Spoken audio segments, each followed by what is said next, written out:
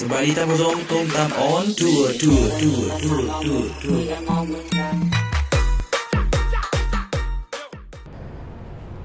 สบายดีท่านผู้ชมยินดีต้อนรับเข้าสู่ช่องตุ้มตามออนทัวร์มื้อนี้ข้าพเจ้าพาท่านผู้ชมขี่รถมาเลาะเลียบตามถนนกำแพงเมืองหรือถนนเต้ซี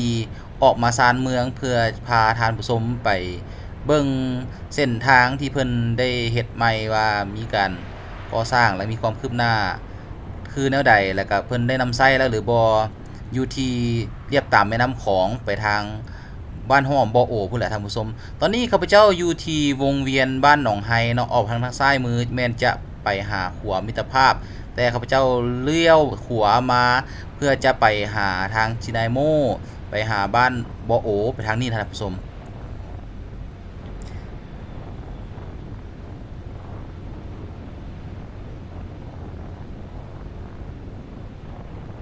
ซึ่งถนนนี่ก็เป็นที่ตั้งของสถานที่สำคัญของนครหลวงเวียงจันทน์เนาะแล้วก็มีโรงจักรโรงงานมีจำนวนหนึ่งทางด้านซ้ายมือจะเป็นสถานทูตอเมริกาซึ่งเมื่อก่อนแม่นตั้งอยู่ธาตุดำเนาะท่านผู้ชมแล้วเพิ่นได้ย้ายมาอยู่แถวนี้เนาะเป็นหลัก8บ้านสมหวัง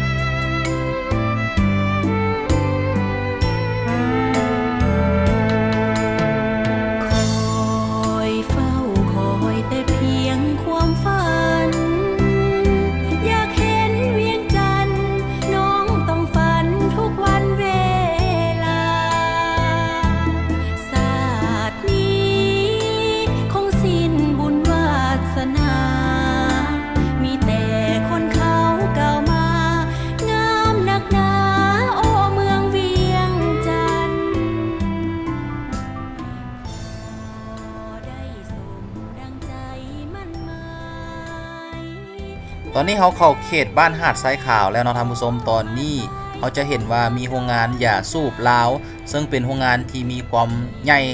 ที่สุดอยู่ในสปปลาวในตอนนี้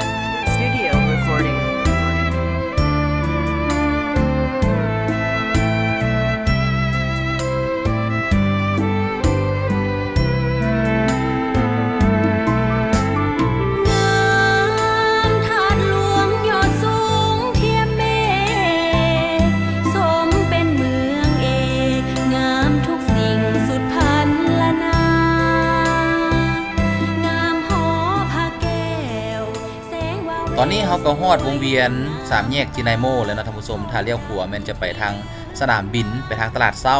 แต่ถ้าเขาเลี้ยวซ้ายจะไปบ่อโอบ้านห้อม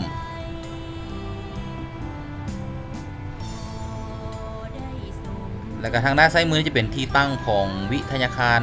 ไก่สอนพรหมวิหารตอนนี้เฮาเข้าสู่ทางคอนกรีตบ้านบ่โอบ้านหอมออกไปหาความมิตรภาพลาวไทยก็ได้ท่านผู้ชมตัวนี้เมื่อก่อนนี้จะเป็นทางปูยางธรรมดาถ้าว่ายามฝนนี่โอ้ถือว่ามีขุมมีบ่มีเศษหินเศษฝุ่นหลายเนาะท่านผู้ชมตอนนี้ข้าพเจ้าได้พาท่านผู้ชมมาเบิ่งว่ามันมีความคืบหน้า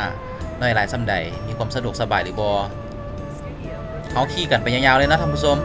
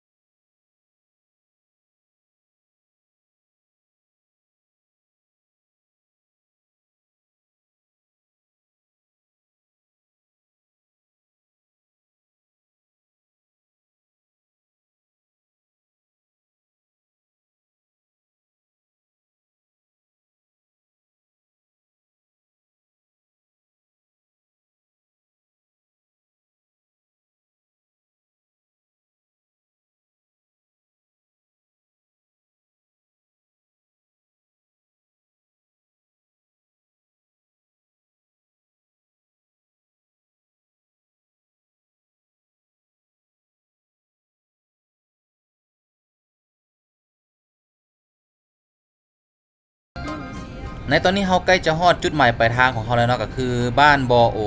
ก่อนอื่นหมดก็ขอขอบใจสำหรับการติดตามอย่าลืมกดไลค์กดแชร์และกด Subscribe ให้กับช่องตุมตามออนทัวร์เด้อแล้วเจอกันใหม่ในคลิปหน้าสำหรับมื้อนี้ขอกราบคำว่าสบายดี